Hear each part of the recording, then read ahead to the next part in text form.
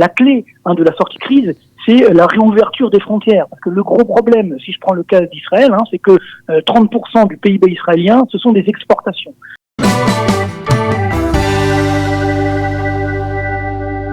On est en direct avec Paris. Paris, bonjour. Bonjour Cathy, bonjour le studio Kalita. Nous devons être en ligne avec l'économiste Marc Toiti, président fondateur du cabinet AC Défi et maître de conférence à Sciences Po pour évoquer les conséquences économiques du confinement à cause du coronavirus. En France, la récession est là, est bien là. Et en étant optimiste, elle atteindra quand même 11% pour l'année 2020. Et en Israël également, il y a des conséquences puisque le taux de chômage est à 27% aujourd'hui contre 3,4% avant la crise du coronavirus. Nous sommes de retour avec vous, Cathy, à Jérusalem et le studio Kalita, ainsi qu'avec Marc Toiti. Nous sommes là. Marc Toiti, vous êtes là ? Oui, je suis là. Voilà, on entend tout le monde, c'est parfait. Tout le monde s'entend très bien là. Marc Toiti, nous sommes donc en duplex avec nos confrères du studio Kalita à Jérusalem. Cathy Choukroun pour vous poser des questions. Alors, tout d'abord, concernant les chiffres de l'OCDE, l'économie française est l'une des plus touchées par la crise du coronavirus. L'activité a chuté en France de 30% en avril contre 19% en moyenne dans le monde. Pourquoi la France est si touchée ? Il y a plusieurs raisons. C'est que déjà, on partait sur une situation économique qui était très faible. Je vous rappelle qu'en France, au 4e trimestre, il y avait eu déjà les grèves et donc le PIB avait déjà chuté. Donc l'économie était, en souffrance, entre guillemets. Et puis après est arrivée cette pandémie. Alors le problème, c'est qu'elle a été très très mal gérée. Donc il y a eu une sorte d'instabilité, d'incertitude. Et ensuite, le confinement a été très rude, beaucoup plus rude qu'ailleurs. Je te donne un exemple. En Allemagne, si on regarde la construction, un exemple simple, 80% des chantiers sont restés en activité. Alors qu'en France, il n'y avait plus que 20% des chantiers qui étaient en activité pendant le confinement.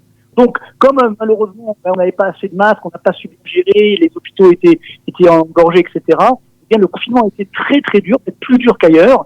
Et donc, c'est ce qui fait que malheureusement, on a une activité qui a été plus faible qu'ailleurs, avec aussi, ne l'oublions pas, beaucoup de secteurs d'activité qui font la force de la France, par exemple le tourisme, l'automobile, l'aéronautique. Donc, ce sont des secteurs qui ont été très concernés par ce confinement, par cette crise. Et donc, évidemment, la France a encore plus souffert que les autres. Donc, c'est ça le problème de l'économie française. Alors, c'est vrai qu'on a mis beaucoup d'aide, on va sûrement en reparler tout à l'heure, mais néanmoins, la France, cette année, même si on espère tous un rebond un peu partout dans le monde, d'ailleurs, à partir du 3e trimestre, sur l'ensemble de l'année 2020, on aura une baisse du PIB français, c'est-à-dire de la richesse qu'on crée en France, de l'ordre de 11%, qui sera l'une des plus mauvaises performances de l'OCDE. Même l'Italie devrait faire moins 10 à peu près. Donc c'est vrai que c'est assez douloureux pour nous Français, et donc on se dit, oui, on a vraiment mal géré cette crise.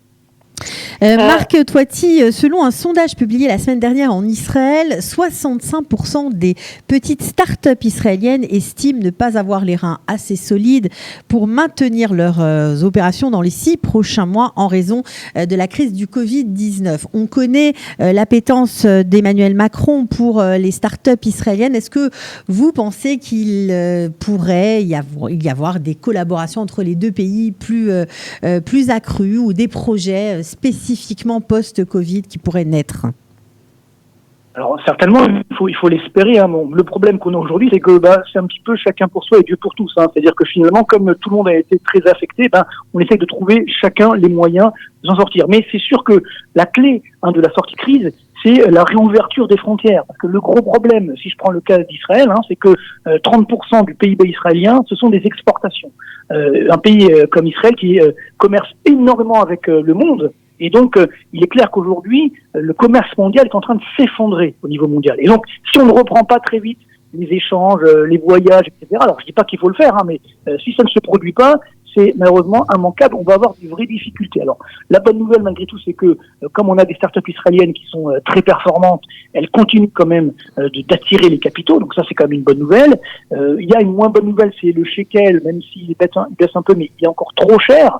Donc c'est ce qui fait que ça peut limiter également les flux d'investissement étrangers vers Israël. Donc voilà, il y a quand même beaucoup d'incertitudes, c'est vrai. Alors est-ce qu'on aura des coopérations entre la France et Israël? Certainement, bien sûr, mais moi je pense qu'aujourd'hui mieux vaut compter sur nous-mêmes, entre guillemets, dans chaque pays. Et Israël aujourd'hui a la chance d'avoir moins de dettes que la France, par exemple. Donc elle peut actionner, je pense, la dépense publique beaucoup plus facilement qu'en France.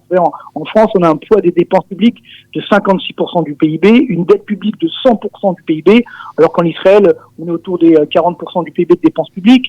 Donc, ça veut dire qu'on peut encore relancer. Et là, je pense que c'est un vrai challenge parce que les Israéliens attendent ça. Israël a eu cette chance, enfin, du moins cette réussite d'avoir une forte croissance ces dernières années, l'une des plus fortes des pays de l'OCDE. Donc maintenant, il faut qu'elle redistribue. Il faut plus de dépenses sociales en Israël. Je donne souvent cet exemple, mais en France, on est numéro 1 mondial des dépenses sociales. C'est 32% du PIB français, donc c'est un poids évidemment qui est énorme. Donc là, Israël, elle doit effectivement faire un effort de redistribution. C'est ça qui permettra effectivement à Israël de, je dirais, même si aujourd'hui elle est très bien portante, d'aller encore mieux demain. Justement, Marc Toiti, pour en revenir à la France, avec le confinement, dès le début d'ailleurs, le gouvernement a débloqué des milliards pour empêcher les licenciements, pour soutenir les entreprises qui étaient en difficulté. Ce soutien est-il efficace? Alors voilà, ça c'est la grande question effectivement. C'est vrai qu'il y a encore quelques mois avant la pandémie, on avait du mal à lâcher 100 millions d'euros, entre guillemets, de la part de l'État français, on pouvait le comprendre. Maintenant, on voit une valse de milliards. Les milliards tombent du ciel, on a l'impression, mais non, ce n'est pas du tout le cas. Il faut savoir que ces milliards, c'est une dette publique qui augmente. Alors, c'est vrai que c'est la Banque Centrale Européenne qui achète beaucoup de cette dette publique, mais il faut pas se leurrer, il faut pas mentir aux Français comme on l'a fait avec la pandémie. C'est-à-dire que cette dette, il faudra la rembourser. Donc, il y a plusieurs types de façons de la rembourser. Alors, soit on augmente les impôts, évidemment, ce qui va coûter très cher, mais on commence à dire qu'on va peut-être créer un impôt européen demain, donc attention quand même les dégâts. Soit il y a de l'inflation, il y a que les prix augmentent fortement, et si les prix augmentent, ça casse le pouvoir d'achat, donc ça casse effectivement la consommation. Soit, alors là, évidemment, c'est la recette magique, on dit on va annuler la dette publique, ça c'est, j'entends ça tous les jours, mais il faut savoir que la Banque Centrale Européenne n'a pas le droit de le faire. Déjà, elle n'a pas forcément le droit de faire ce qu'elle fait aujourd'hui, ce qu'on appelle la planche à billets. Alors si en plus elle annule la dette, là, ça peut faire exploser la zone euro, donc les Allemands ou les Hollandais ne seront jamais d'accord, donc ça peut faire très très mal. En fait, il n'y a qu'une seule solution pour financer la dette, c'est de générer une croissance plus forte. Donc c'est votre question, c'est qu'effectivement le problème aujourd'hui, c'est qu'on a une dette publique française énorme. On va atteindre cette année à peu près, je pense, 125% de notre PIB, c'est des chiffres complètement fous, et à partir de là, il faut que ça génère plus de croissance. Donc le danger qu'on a en France, c'est que, je l'ai dit à Bruno Le Maire à plusieurs reprises, même si bon, il a fait ce qu'il pouvait, c'est-à-dire que globalement, c'est vrai que c'est bien, ça permet, je dirais, de stopper l'hémorragie, de sauver les meubles entre guillemets, mais il faut garder des cartouches pour justement relancer la croissance. Donc comment on relance la croissance? Sur l'investissement, sur l'innovation, ce que fait d'ailleurs un peu Israël, pour faire le pendant. Et donc c'est comme ça qu'il faut bien prendre conscience.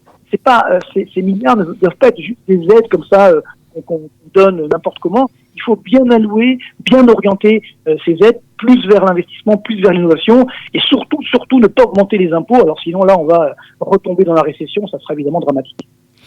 Marc Toiti, cette dette publique dont vous parlez, elle est énorme, c'est vrai, en France, et pourtant les Français, eux, ont la sensation que malgré tous les impôts qu'ils payent, finalement, ils payent beaucoup d'impôts, il y a une dette publique importante, mais en ce qui concerne les prestations sociales, le remboursement des frais médicaux, etc., ce n'est pas à la hauteur de cette dette et de ce qu'ils payent. Est-ce que c'est une sensation qui est réelle ou qui est fausse ? Alors ça, c'est un vieux problème français, c'est-à-dire qu'en fait, on croit toujours que l'herbe est plus verte ailleurs. C'est ça, mais il faut savoir qu'en France, la France est le pays, j'ai dit tout à l'heure, numéro 1 mondial des dépenses sociales par rapport au PIB. Il n'y a pas mieux que nous, pas mieux que la France. Donc c'est vrai qu'on n'est pas assez, c'est peut-être pas assez, j'en sais rien, mais je vais vous donner un chiffre très simple. Il faut savoir qu'en France, si on regarde la richesse qui est créée chaque année, normalement, on devrait avoir un taux de pauvreté, ça veut dire des personnes qui vivent sous le seuil de pauvreté, de 22% de la population. Donc c'est énorme, bien entendu. Et heureusement que justement, grâce à ces dépenses sociales, cette redistribution, ce taux de pauvreté tombe à 14%. Donc ça veut dire que, évidemment, que c'est encore beaucoup, 14% de taux de pauvreté. Mais néanmoins, on voit bien que ça agit. Par contre, là où c'est vrai, on l'a vu pendant cette crise, c'est qu'on a beaucoup trop de dépenses publiques qui servent à rien. Donc qui entretiennent ce qu'on appelle des dépenses de fonctionnement et qui effectivement ne génèrent pas plus d'activités, plus d'emplois, ne font pas baisser la pauvreté. Donc c'est vrai qu'il faut repenser l'État français. Je l'évoquais tout à l'heure, la France est aussi numéro 1 mondial des dépenses publiques au sens large, 56% du PIB. C'est énorme évidemment. Je parlais d'Israël tout à l'heure, on est à 40%, avec les dépenses militaires, etc. Vous voyez l'ampleur des dégâts. Mais même si on prend l'Allemagne c'est 45% de dépenses publiques. Vous voyez, donc entre la France et l'Allemagne, il y a 12 points d'écart. Pourtant, on l'a vu pendant cette crise, cette pandémie, l'Allemagne a mieux géré.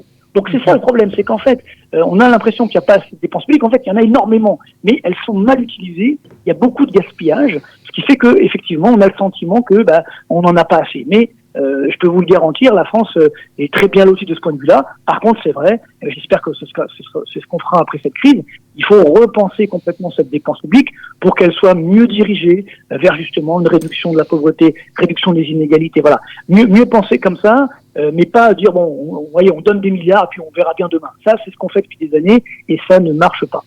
Alors Marc Toiti, une question concernant Israël à présent. Vous l'avez dit, notre économie est basée notamment sur les exportations et on sait l'espace aérien israélien n'est toujours pas ouvert. Nous n'avons toujours pas de date officielle. Qu'est-ce qu'il pourrait se passer en sachant que le secteur manufacturier a vraiment souffert? Je crois qu'en Israël, le mois d'avril a été le plus catastrophique depuis la création de l'État. Le mois de mai est toujours très mauvais. Qu'est-ce qui pourrait se passer si l'espace aérien israélien tardait à réouvrir? Alors ça, c'est vraiment le grand danger, d'autant que là, on arrive à la période estivale, donc effectivement, il y a beaucoup, je dirais, de flux de vacanciers, de touristes, et sans parler effectivement des alliés à Boeing et tout ça. Donc tout ça est bloqué. C'est ce qui fait que il faut très vite qu'Israël reprenne les vols, réouvre ses frontières. Sinon, ça peut devenir dangereux parce que c'est vrai qu'Israël a bien géré cette crise, il faut reconnaître. Bon, c'est vrai que c'est un pays, entre guillemets, justement, vous l'avez dit, avec une seule grande frontière, c'est l'aéroport, donc c'est facile de fermer, mais néanmoins, ça a bien été géré. Maintenant, il faut savoir gérer la reprise. Ça serait dommage qu'on tarde trop à réouvrir les frontières et que derrière, effectivement, il y ait une activité qui n'arrive pas à redémarrer. Donc ça, c'est vraiment le grand challenge. Alors, je ne dis pas qu'il faut faire n'importe quoi, bien sûr, il faut faire attention d'un point de vue sanitaire, mais néanmoins, c'est sûr qu'aujourd'hui, si Israël a bien résisté, bien géré, si on continue de fermer les frontières, alors là, il y a un vrai danger parce que, comme je l'ai dit tout à l'heure, on a beaucoup de start-up israéliennes qui travaillent avec les États-Unis. Alors, c'est vrai qu'on a l'Internet, le Zoom et tout ça, et tout ce que vous voulez, mais ça suffit pas. Il faut aller voir les clients, il faut faire des contrats, il faut échanger. Et ça, Israël, c'est vrai qu'ils sont très forts pour ça. C'est-à-dire qu'on a, je dirais, une économie israélienne qui est très tournée vers l'international. Vous ne pensez pas qu'on va basculer, justement, vous ne pensez pas, Marc Toiti, qu'on va... On parle de la Chine, il y a l'Europe, il y a les États-Unis. Donc c'est sûr que si les frontières sont fermées trop longtemps, il peut avoir un problème. Donc là, c'est tout le challenge du gouvernement israélien, c'est de dire, on va, alors encore une fois, peut-être réouvrir les frontières, essayer de faire des tests à l'arrivée à l'aéroport, je ne sais pas, mais c'est sûr que globalement, il faut aujourd'hui permettre aux Israéliens puis aux étrangers de venir en Israël, de commercer finalement, de retrouver une certaine dynamique du business, parce que sinon, malheureusement, il y aura une récession qui va durer. Donc là, on le voit, ce qui est un peu paradoxal, parce que tous les pays aujourd'hui, notamment en Europe, sont en train de réouvrir les frontières, alors qu'on a été beaucoup plus concernés finalement qu'Israël, beaucoup plus touchés, on va dire, et Israël tarde encore à les réouvrir. Donc, encore une fois, il faut des normes sanitaires, ça c'est important, mais il faut penser également, je dirais que, faut pas l'oublier, c'est que si la récession dure, malheureusement, il y aura énormément de dégâts, ça veut dire du chômage, des faillites d'entreprises, peut-être des suicides, peut-être des situations dramatiques, parce que je le répète, Israël, malheureusement, ce n'est pas la France d'un point de vue social, c'est-à-dire qu'il y a beaucoup moins d'aide, donc il y a des personnes qui peuvent très vite se trouver en situation très difficile, très délicate, et donc si l'économie ne redémarre pas rapidement, il y a un vrai danger. Donc ça, il n'y a pas qu'Israël, c'est le monde entier qui est concerné, donc il faut vite penser à cela. Donc ça serait dommage que Israël soit en pointe de la technologie, y compris contre je dirais, la pandémie et qu'on n'arrive pas à réouvrir rapidement ces frontières. Je pense c'est tout le débat que la société israélienne porte aujourd'hui entre les divergences qui opposent le ministère des Transports et le ministère de la Santé. On espère qu'il va y avoir une solution pour nous. En tout cas, merci de votre collaboration ce matin à notre émission, Marc Toiti. Merci Eva Soto. Merci beaucoup. Bonne journée à tous. Merci.